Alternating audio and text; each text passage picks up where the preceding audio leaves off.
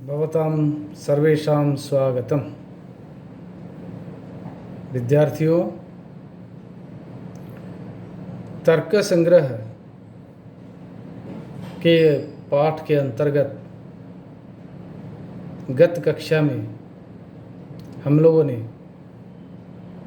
तर्क संग्रह की भूमिका पर विचार विमर्श किया था। आज हम पदार्थ निरूपण प्रसंग का अध्ययन करेंगे। विद्यार्थियों, आचार्य अन्नम भट्ट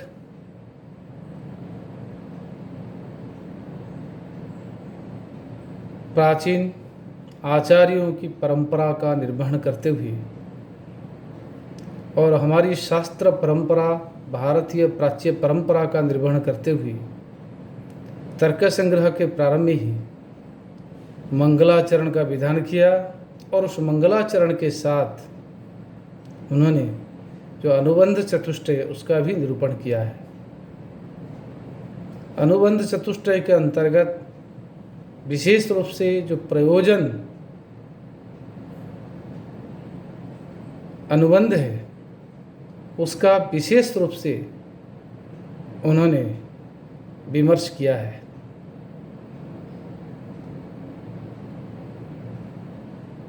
पूर्व कक्षा में मंगलाचरण गत जो पद्य है उसका हम लोगों ने अध्ययन किया था।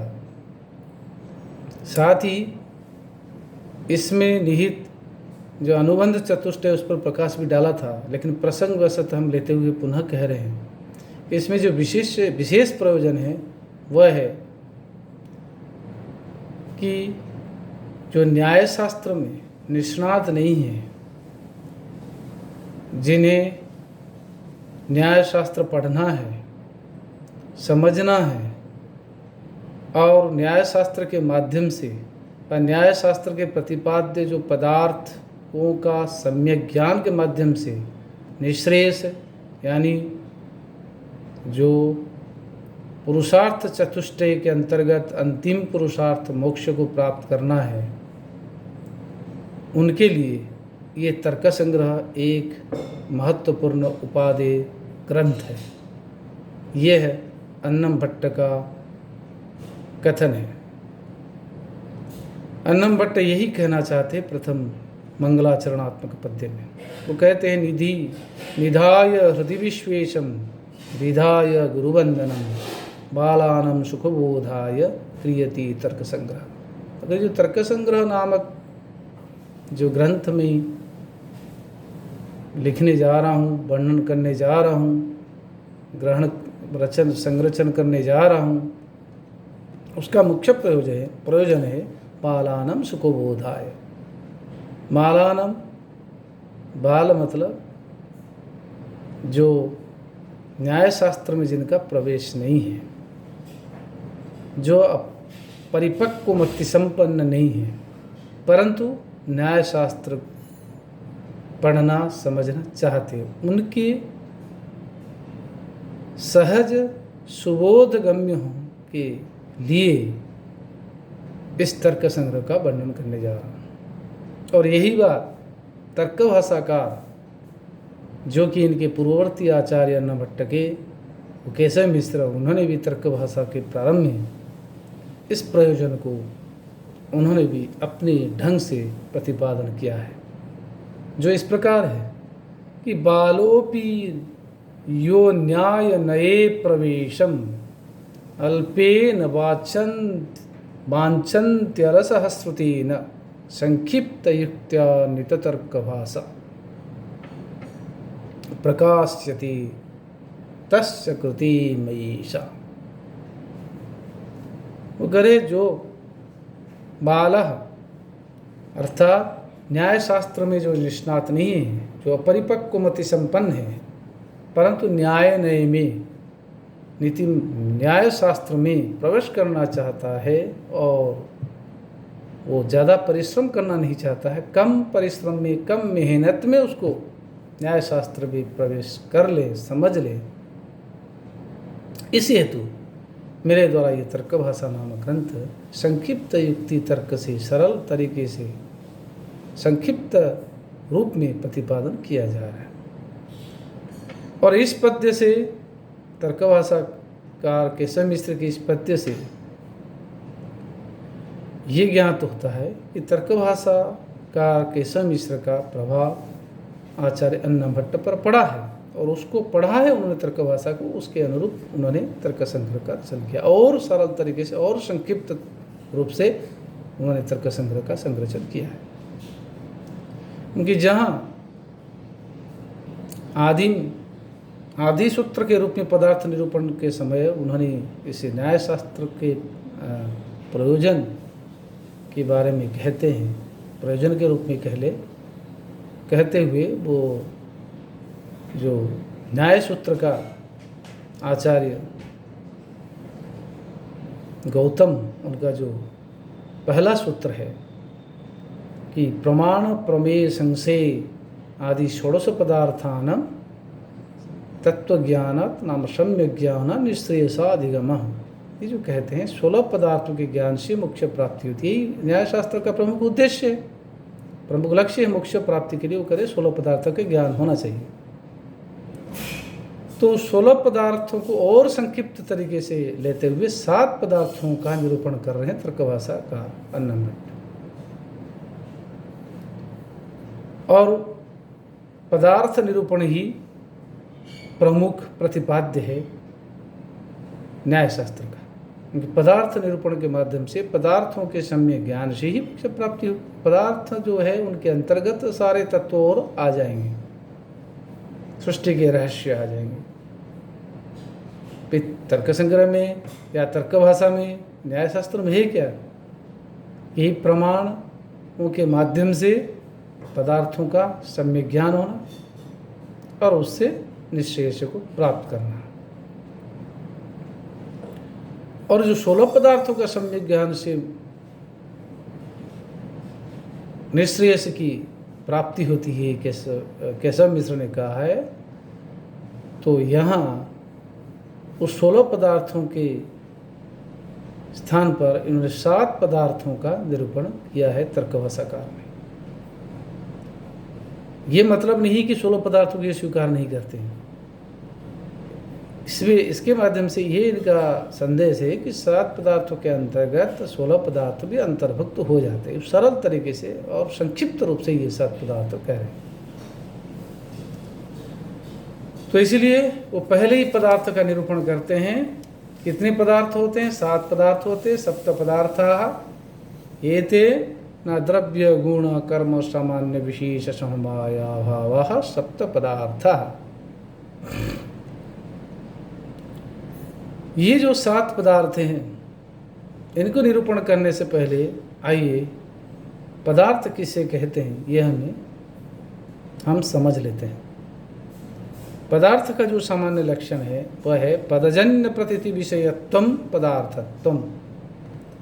पदजन्य प्रतीति विषयत्वम, पद से उत्पन्न होने वाला जो प्रतीति है, नाम मतलब ज्ञान है, उस ज्ञान का जो विषय है वह पदार्थ। पदजन्य प्रतीति विषयत्वम पदार्थत्वम। तो पदजन्य प्रतीति विषयत्वम पदार्थत्वम, पद से जो अर्थ परिप्रकाशित होता है उसका ज्ञान होना वही पदार्थ। जैसे घट है, घटपद है, घटत्व विशिष्ट जो पदार्थ है, घटत्व जो है उसका अर्थ है, उसको पदार्थ कहेंगे। घटत्व विशिष्ट जो घट है, अजाति विशिष्ट जो द्रव्य है वह है पदार्थ है यहाँ घट के लिए। तो ये पदार्थ कितने होते हैं? वो करे द्रव्य गुण कर्म सामान्य विशेष समवाय अभाव सप्त पदार्थ। बोले द्रव्य एक पदार्थ है, गुण भी पदार्थ है, कर्म भी पदार्थ है, सामान्य पदार्थ है, विशेष भी पदार्थ है, समवाय भी पदार्थ है और अभाव भी पदार्थ है। 7 पदार्थ है। क्या दुनिया में 7 ही पदार्थ होते हैं? नहीं, पदार्थ अनंत है, असंख्य है, परंतु ये सारे के सारे इसी में अंतर्भुक्त हो जाते हैं। असंख्य हो गए, जैसे विशेष कहा, विशेष तो अनंत होते हैं, तो इसलिए पदार्थ अनंत हो गए। परंतु 7 विभाग है, इन 7 विभाग या 7 विधाएं हैं, 7 विधाओं के अंतर्गत, 7 विभागों के अंतर्गत और सारे पदार्थों का अंतर्भाव हो जाता है, इसलिए 7 पदार्थों का कहा गया। गति पदार्थ न सप्त पदार्थ केतेन द्रव्य गुण कर्म सामान्य विशेष समाय अभावा। द्रव्य किसे कहते हैं? द्रव्य कितने होते हैं? गुण किसे कहते हैं? गुण कितने होते हैं? कर्म की परिभाषा क्या है? कर्म कितने होते हैं? सामान्य की परिभाषा क्या है और सामान्य की संख्या क्या है? विशेष का रूप स्वरूप और कितना संख्या है? समवाय क्या है? अभाव कितने होते हैं और अभाव किसे कहते हैं? ये सब आगे बताएंगे आचार्य अन्नम भट्ट।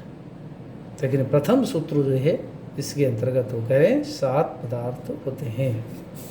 तो 7 पदार्थों के अंतर्गत प्रथम पदार्थ जो द्रव्य है, सप्तेषु पदार्थेषु प्रथमः पदार्थः यत् द्रव्यम तदस्य द्रव्यस्य किं तावत् स्वरूपम् इति जिज्ञासायां तत्र उच्यते।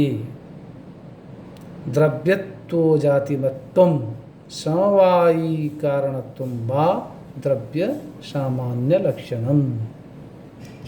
करे द्रव्यत्व जातिमत्वं, द्रव्यत्व नामक जाति जिसमें है वो द्रव्य कहलाता है। जैसे घटत्व नामक जाति जिसमें है वो घट कहलाता है। मनुष्यत्व नामक जाति जिसमें है वो मनुष्य कहलाता है। मनुष्य की परिभाषा क्या है ना? मनुष्यत्व हम जाति मत्वम मनुष्यत्व, मनुष्यत्व जाति मत्वम मनुष्यत्व, पशुत्व जाति मत्वम पशुत्वम पशुत्वम, गोत्वम जैसे शासनादिमत्वम जातिमत्वम शासनादिमत्वम गोत्वम, या गौ कितने कहते हैं? गौ की परिभाषा न गोत्व जातिमत्वम गौ। तो इसी प्रकार द्रव्य का कह रहे हैं द्रव्यत्व नामक जाति नाम सामान्यम। सामान्य की परिभाषा आगे कहेंगे कि नित्यत्व सती अनेक समवर्तत्व सामान्यम, जो नित्य हो और अनेक में हो वो सामान्य है। जैसे द्रव्यत्व जाति है वो नित्य है और अनेक में, एक द्रव्य नहीं सारे द्रव्यों में। द्रव्य कितने? 9 द्रव्य आएंगे, वो 9 भी विधा हैं, उसके अंतर भी अनंत द्रव्य हो जाएंगे, उन सभी में वो द्रव्यत्व रहता है। इसलिए द्रव्यत्व सामान्य जाति है। और ये द्रव्यत्व विशिष्ट जो जाति जिस माम जो विशिष्ट पदार्थ है वो द्रव्य है। अथवा दूसरा कह रहे हैं कि समवाय कारणत्व,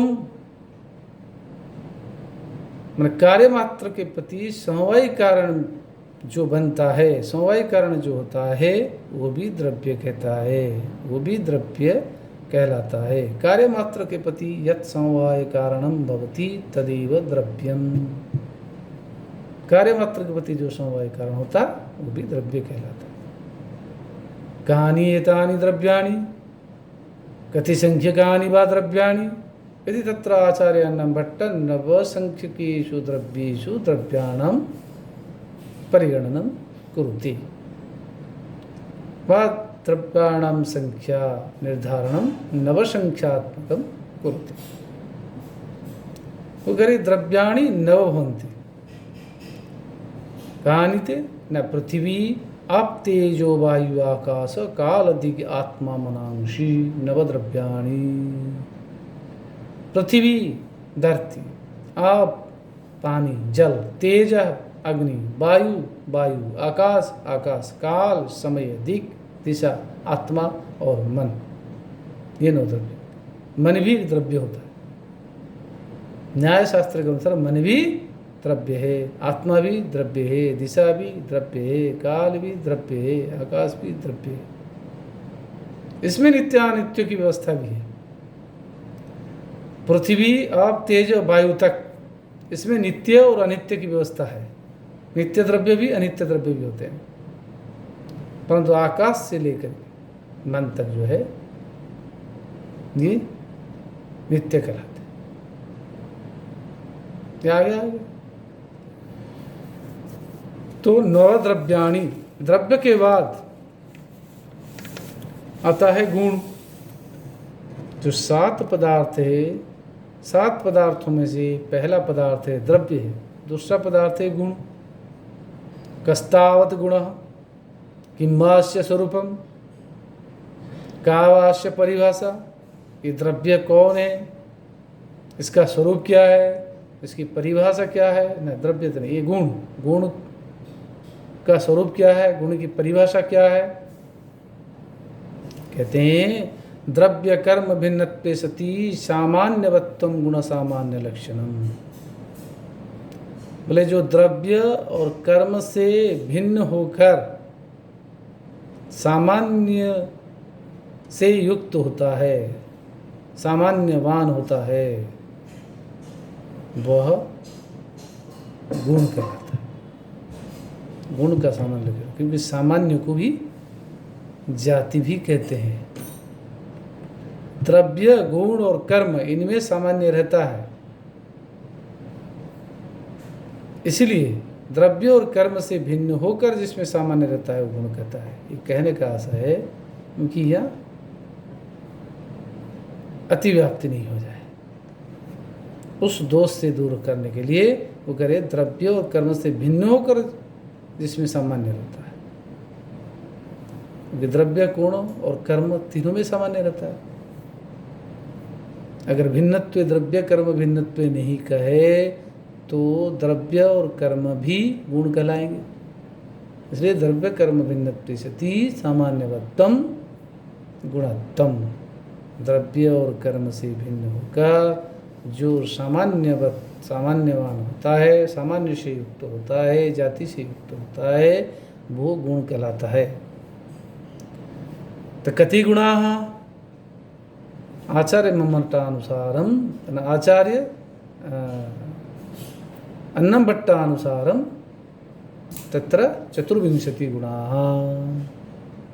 आचार्य मम्मटस्य मतम् इत्युक्ते तत्र न्यायशास्त्रस्य, न्यायशास्त्रस्य सिद्धान्तानुसारं 24 गुणाः।